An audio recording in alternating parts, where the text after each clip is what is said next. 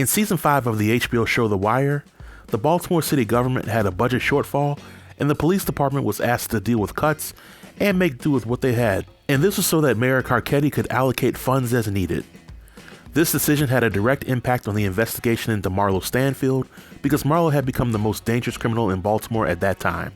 The dynamic duo of Freeman and McNulty decided to go through extreme lengths to bring down Marlo and the Stanfield organization, which includes falsifying documents, planting evidence, and lying to the news about a serial killer that was targeting homeless people.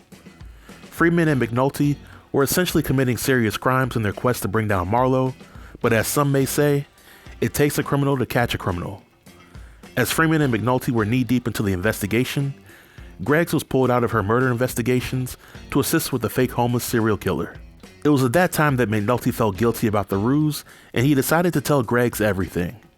The decision would come back to bite McNulty, as Greggs decided to tell Daniels about all the illegal things that Freeman and McNulty did in order to capture Marlo, and by the end of the season, Freeman and McNulty were forced to leave Baltimore PD. So for this video, I want to share my fan theory on what may have happened to Greggs, Freeman, and McNulty after season 5. For Greggs, I think that she eventually quits Baltimore PD within a year or so after the events of season 5, and this is for a number of reasons. First, in the last scene that we see McNulty, Greggs, and Freeman in, I strongly believe that McNulty pretended like he respected Greggs for snitching on him, but deep down, McNulty was hurt, and in the short term, McNulty would try to stick it to Greggs with the same vigor that he tried to stick it to Rawls in Homicide in season 2. Prior to Greggs snitching on Freeman and McNulty, I strongly believe that Freeman and McNulty knew that they would eventually get caught, but taking down Marlo was well worth it. However, McNulty never thought that Greggs would be the one to turn against him. In their last scene together, McNulty knew that he and Greggs were no longer close, and that is when he decided to plot his revenge. The best revenge that McNulty could take would be to tell all his friends and allies in the Baltimore PD that Greggs was the one who sold him out. You have to remember that at this point in the story, McNulty was viewed as a hero by his peers in Baltimore PD, and although most cops knew that what he did was wrong, his efforts helped them get paid during a budget crunch, and he fell on his own sword in an effort to protect the cops and his friends from facing the same fate that he had. So if McNulty tells landsmen and everybody that he knows that Greggs was the reason that he had to leave PD, Greggs will likely face some backlash for breaking the blue wall of silence. After all, McNulty kept silent after knowing that Greggs had participated in the beating of Bird when he was handcuffed at the police station. And in addition to that, Greggs had already lost the trust of some of her colleagues due to how reluctant she was in helping Bunk identify the people that shot her in season 1.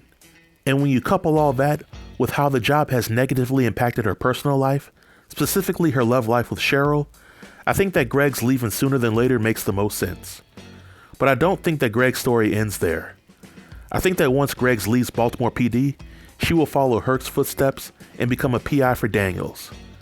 At the end of season 5, Daniels leaves Baltimore PD and becomes an attorney.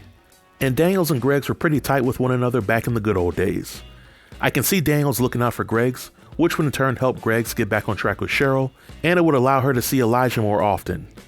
So with Greggs out of the way, we're then left with the fates of Freeman and McNulty, who consider themselves to be some of the few natural police left in Baltimore. I know that Freeman got to retire, he gets to create the lucrative dollhouses, and he gets to enjoy life with Chardine. But is that really a fulfilling life for Freeman? I don't think so. Even after hearing Freeman talk about catching the big fish of a case, I don't think that Freeman was truly satisfied with how Marlo was caught, or how Marlo got a slap on the wrist. I think what truly motivates Freeman is being an agent of change and following the money. I think that Freeman uses the money that he makes from the dollhouses to open up his own consultant agency, which could work with the feds as well as watchdog groups aimed at creating change. And this allows Freeman to create change without having to deal with incompetent bosses or corrupt bureaucracies. Now let's move on to McNulty, and this is where things get a little interesting. Freeman and McNulty are as much as alike as they are different.